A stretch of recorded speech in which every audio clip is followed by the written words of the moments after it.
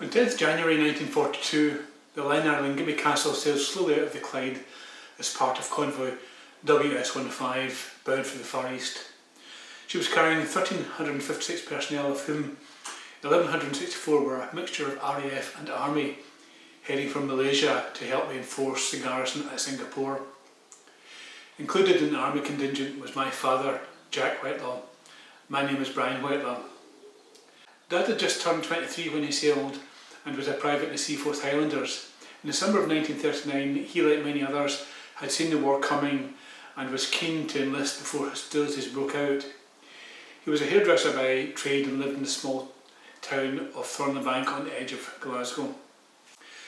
In June of 1939, he applied to join the RAF, but was rejected on the basis, as he put it, that demand for places outstripped supply. He was subsequently recruited into the infantry and commenced his basic training in October of that year in Hawick on the Scottish borders. A few days before Christmas of 1941, he was granted a week's embarkation leave to enable him to see his family before shipping out. He would not see them again for over 2.5 years. As he walked up the gangway of the Llangibby Castle on that bleak January morning, he would have been well aware of the newspaper coverage about the conflict in Malaysia and Singapore. To say that the coverage had been defeatist would be an understatement. Some newspapers, including Glasgow newspapers, were openly predicting the defeat of the British and Commonwealth troops defending Singapore. I can only imagine the state of his morale as the ship slipped out of its berth. Prior to the war, the Llangibby Castle, built by Harland and Wolff in Govan, Glasgow in 1929, had been a passenger liner plying its trade between Africa and the United Kingdom. It was commandeered into military service as a troopship in 1940, and prior to joining convoy WS-15 had seen extensive action and had already been damaged. The convoy consisted of 27 ships coming out of the Clyde and Liverpool, escorted by a number of destroyers. They formed up off Oversea Island on the west coast of Scotland before steaming around the north coast of Ireland, then south towards a distant Africa.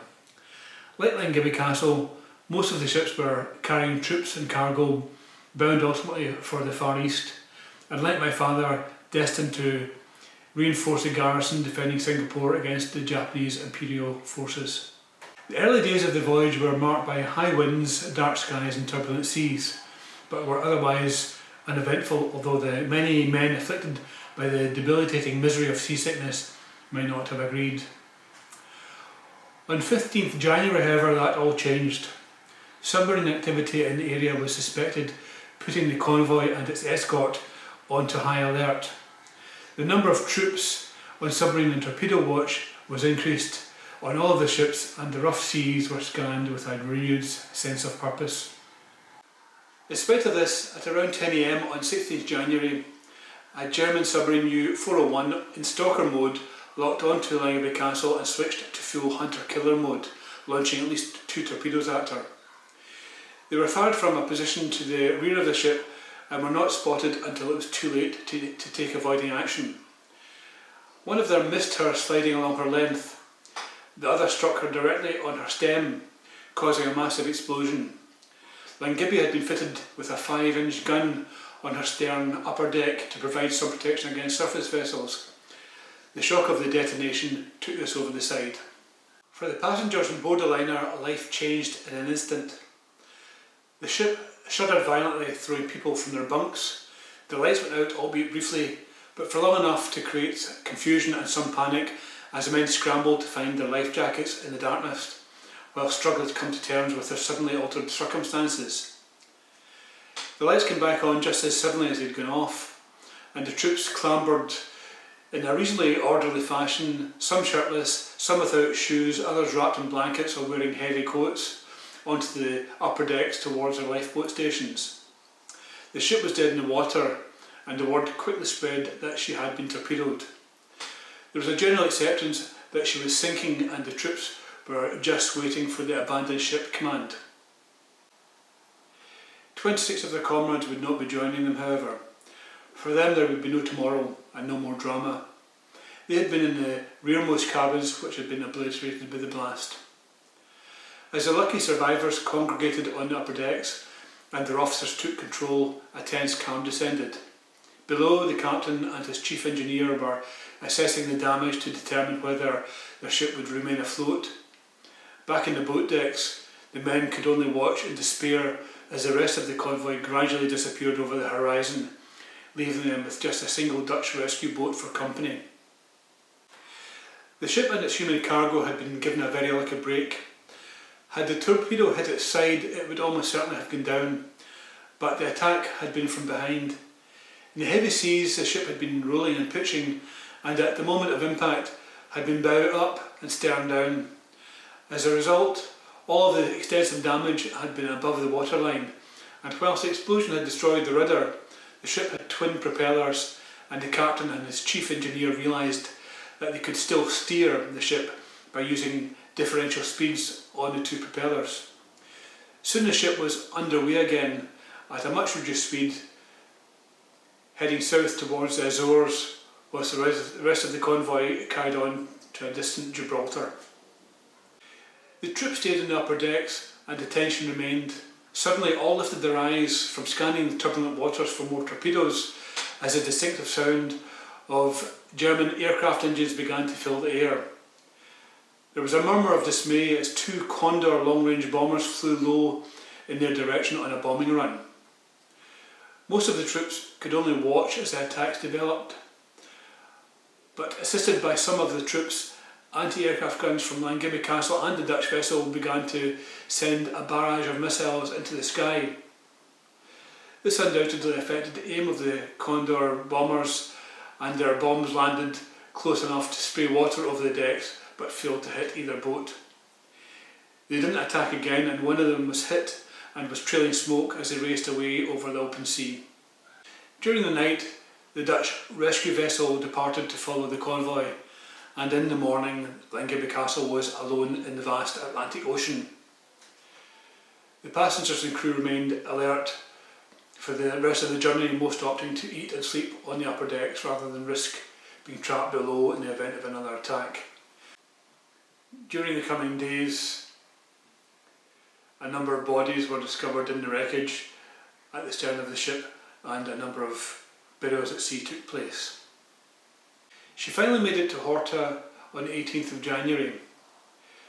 The Portuguese authorities there were not particularly pleased to see her, as they were keen to retain their neutral status.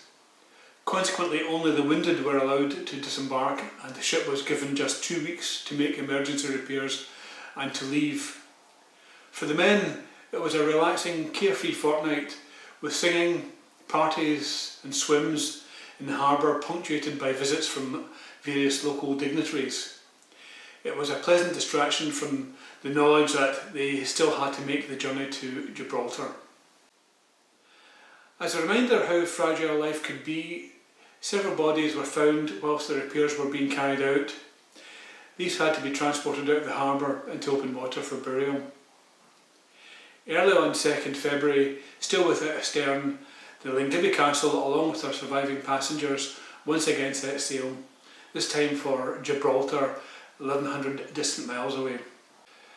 Unfortunately, she had become something of a cause célèbre, and the German High Command were as enthusiastic about sinking her as the British Admiralty were about saving her. Her voyage was again undertaken without a rudder, but when she was out of Portuguese waters, she had the protection of 3 destroyers, which had arrived the previous days, one of which, HMS Westcott, rammed and sank U-581 after it was forced to the surface. All but 4 of the U-boat's crew survived and were picked up by the destroyer.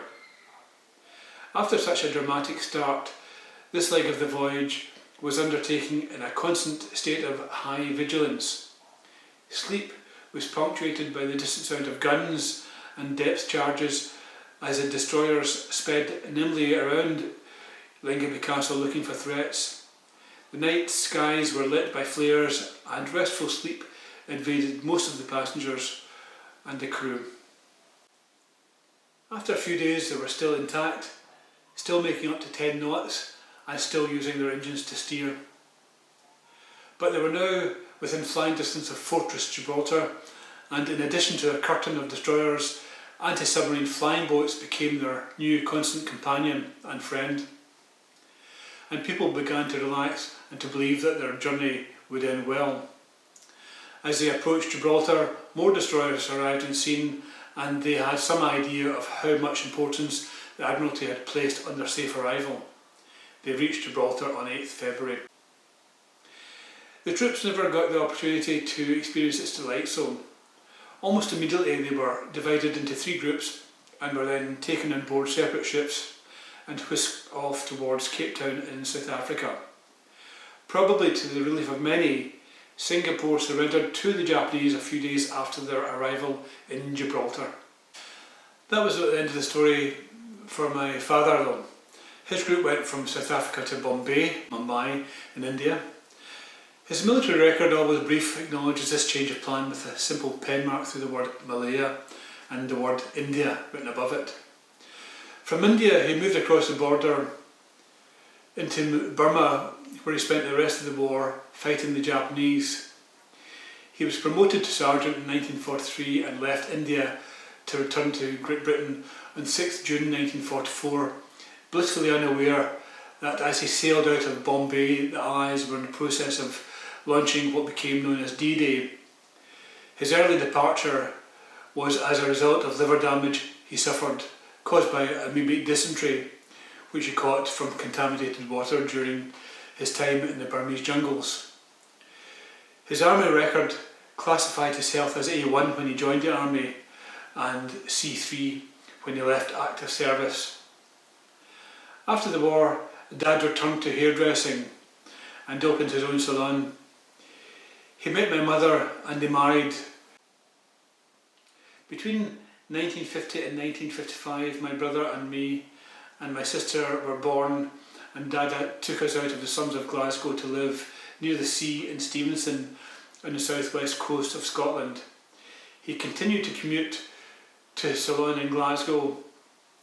His big plan for the family was to move to the Highlands.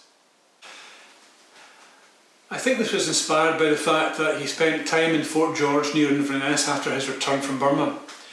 In 1957 he found a suitable premises in the centre of Dingwall. It had the potential for a hairdressing salon on the ground floor with a family flat above. Soon after he commenced the process of acquiring the property, he became ill with stomach problems. He was ultimately taken to hospital for exploratory surgery. He died shortly after the procedure. The cause of death was stomach cancer. That was in May 1957. I was 3 years old. His army record, with its customary brevity, shows his army career as officially ending on the date of his passing. I hope you enjoyed this account of a small but, for those who took part, important episode from World War II. Incidentally, Llangibby Castle continued her war career and took part in the D-Day landings, ferrying troops and landing craft across the Channel. She was scrapped in 1954. I'm presently working on my next video entitled Mad Albert, which deals with a very bad guy who ultimately committed murder. The story has a very unexpected twist that I did not anticipate when I was working on it. If you'd like to see it, please subscribe and you will be notified when it is released.